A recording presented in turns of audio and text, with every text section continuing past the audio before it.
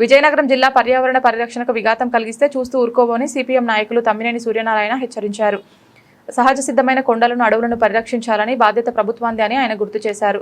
నియోజకవర్గంలోని కొండకారకం గ్రామ సమీపంలోని బొంతు కాండకారి రీజును తక్షణమే ప్రభుత్వం రద్దు చేయాలని ఆయన డిమాండ్ చేశారు. ఈ మేరకు నేడు సిపిఎం పార్టీ ఆధ్వర్యంలో రౌండ్ టేబుల్ సమావేశం నిర్వహించారు. స్థానిక ప్రజల అనుమతులు తీసుకోకుండా ప్రజాభిప్రాయం చేపట్టకుండా పర్యావరణానికి విఘాతం కలిగించే ఇటువంటి చర్యలను తక్షణమే ఉపసంహరించుకోవాలని, లేని పక్షంలో ప్రభుత్వం తగిన మూల్యం చెల్లించుకోవాల్సి వస్తుందని ఆయన హెచ్చరించారు. ఈరోజు అక్కడ కాంట్రాక్టర్కి ఇచ్చి ఆ కొండని ఆ పర్యావరణాన్ని పాడు చేయడానికి ప్రభుత్వం నిర్ణయం చేసింది. ఆ కొండ చుట్టుపక్కల ప్రజానికం కానీ గ్రామ ప్రజలు కానీ దాని మీద ఆధారపడి బతుకుతున్నారు. ఉపాధి కూలీలు ఆ కొండ మీద బతుకుతున్నారు. పశు సంపద ఆ కొండ మీద బతుకుతున్నారు. కాబట్టి ఇవన్నీ అక్కడ ఉన్నాయి. అక్కడే ఎకరా 35 లక్షలకు తీసుకొని ఇల్లు కట్టి నిర్మాణం చేసిస్తామని చెప్పి ప్రభుత్వం గతంలో చేసింది. ఇన్ని అభివృద్ధి కార్యక్రమాలకు ఒక అడుగు ముందుకొచ్చి ఇవన్నీ తీసుకోవడం మంచి పరిణామమే. కానీ ఇవన్నీ తీసుకొని అన్నం పెట్టి అన్నం నోటి దగ్గర తీసుకొచ్చి మనం అన్నం ఆకు వెనకలాగేసుకున్నట్టు అన్ని ఏర్పాటు చేసి ఈరోజు ఆ ఆకును వెనకలాగేసుకునే పరిస్థితి కూడా అక్కడ ప్రభుత్వం ఈ కొండకరకం గ్రామం చూస్తే మనకు అర్థమవుతుంది. అందుకని ఈరోజు చట్టాన్ని పాటించలేదు, గ్రామ పెద్దలకు చెప్పలేదు, ప్రజలగా అనుమతులు తీసుకోలేదు. ఇవన్నీ చట్టంలో ఉన్నాయి, ఇవన్నీ తీసుకోమని. ఈ చట్టం 2013 భూసేకరణ చట్టం ఇదే చెప్తుంది. ఖచ్చితంగా ప్రజల ఆమోదం తీసుకోవాలి, సర్పంచ్ ఆధ్వర్యం గ్రామ సభ పెట్టాలి, ఇవన్నీ పెట్టి వాళ్ళందరికీ ఒప్పించి మెప్పించి తీసుకోవాలి తప్ప బలవంతంగా ఎక్కడ ఏ భూసేకరణ చేయకూడదు అని చెప్పేసి చట్టంలో ఉంది. పార్లమెంట్ ఆమోదించింది.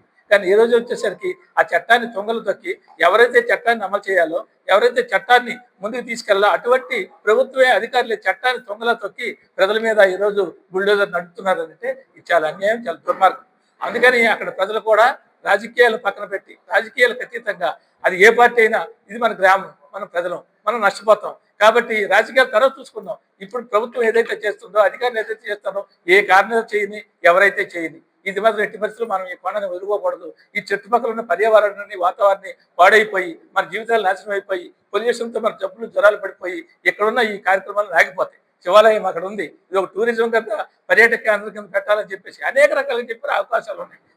చాలా చక్కటి ఆహ్లాదకరమైన వాతావరణంలో అక్కడ ప్రజలు జీవిస్తుంటే ఈవేళ మీరు ఆ విషం చొక్కని వాళ్ళ మీద వేసి వాళ్ళ జీవితాలు నాశనం చేయడానికి చూస్తూ ఉన్నారు. కాబట్టి వాళ్ళు చేస్తున్న పోరాటం చాలా 100% 100% 200% న్యాయమైన పోరాటం. ఈ న్యాయమైన పోరాటానికి ఆ కొండ క్వారీ ఇవ్వకుండా, కాంట్రాక్ట్ ఇవ్వకుండా అక్కడే క్వారీ ఉంచే వరకు సిపిఎం పార్టీగా, ప్రజా సంఘాలుగా ఈ గ్రామ ప్రజలకి, ఆ పెద్దలకి అందరికీ మద్దతుగా నిలబడతాం. ఎట్టి పరిస్థితులు దీన్ని విజయం సాధిస్తాం. ఆ కొండను మాత్రం వదిలిపెట్టే ప్రశ్నే లేదు. ఆ దిశలో ఇవాళ ప్రభుత్వం, పాలకులు ఆలోచించాలని చెప్పేసి మరొకసారి హెచ్చరిస్తాం.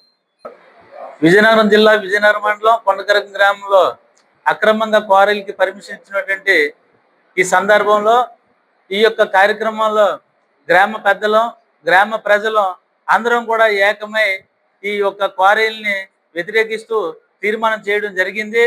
ఈ క్వారీల పైన మేము గ్రామస్తులు అందరం కలిపి సిపిఎంతో అలాగే మిత్ర సంఘాలతో కలుపుకొని ఈ పోరాటం చేయాలని తీర్మానం కూడా చేసుకోవడం జరిగింది. ఎందుకనంటే ఇన్నిసార్లు కూడా కలెక్టర్ గారి దగ్గరికి పోయి, ఎంఆర్ఓ గారి దగ్గరికి పోయి ఎన్నిసార్లు కూడా మేము విన్నపం ఇస్తున్నా కూడా ఆ క్వారీ పైన వెనక్కి తగ్గకుండా క్వారీకి అనుమతులు ఇస్తూ ముందుకు వెళ్తున్నారు. కాబట్టి ఈ క్వారీ అనుమతులు ఆపే వరకు, ఈ క్వారీని నిలుపుదల చేసే వరకు మేము పెద్ద ఎత్తున ఈ పోరాటం చేస్తామని, ఎందాకైనా వెళ్తామని, ఎట్టి పరిస్థితుల్లో తగ్గే పరిస్థితి లేదని, కాబట్టి ప్రభుత్వంకి, మంత్రులకి, మినిస్టర్లకి అందరికి కూడా మేము విన్నపం చేస్తున్నాం. దీన్ని ఈ విరమణ చేసుకోవాలి, ఈ అక్రమ క్వారీలను ఆపాలి, తక్షణమే ఆపాలని కోరుతూ ఆపని ఎడల మేము ఎందాకైనా సిద్ధంగా ఉంటామని ఈ సభాముఖంగా మేము తెలియజేస్తామన్నాం.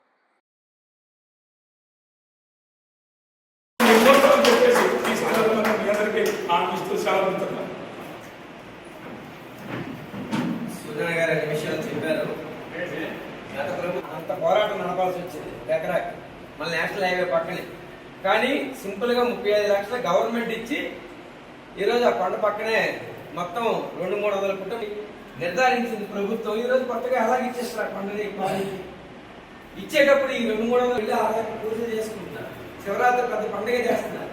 మరి ఇదే పక్కనే ఉన్నటువంటి మన రామతీర్థాల కొండ మీద చిన్న ఒక రాముడికి అన్యాయం జరిగిందంటే ఎలా స్పందించింది ప్రభుత్వం?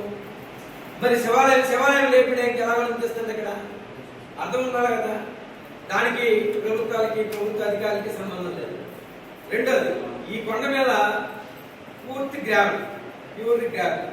10 ఏళ్ళు కూడా తెచ్చారు. ఇందాక సర్పంచ్ గారు, మాజీ సర్పంచ్ గారు చెప్పినట్టు 6 నెలల్లో అంతా అయిపోతుంది. 10 ఏళ్ళ దాకా అక్కర్లేదు. మరి 10 ఏళ్ళు ఏం చేస్తారు? మనం ఎంత అమాయకులు అంటే ఏదో పైపైన తప్పిస్తే లెవెల్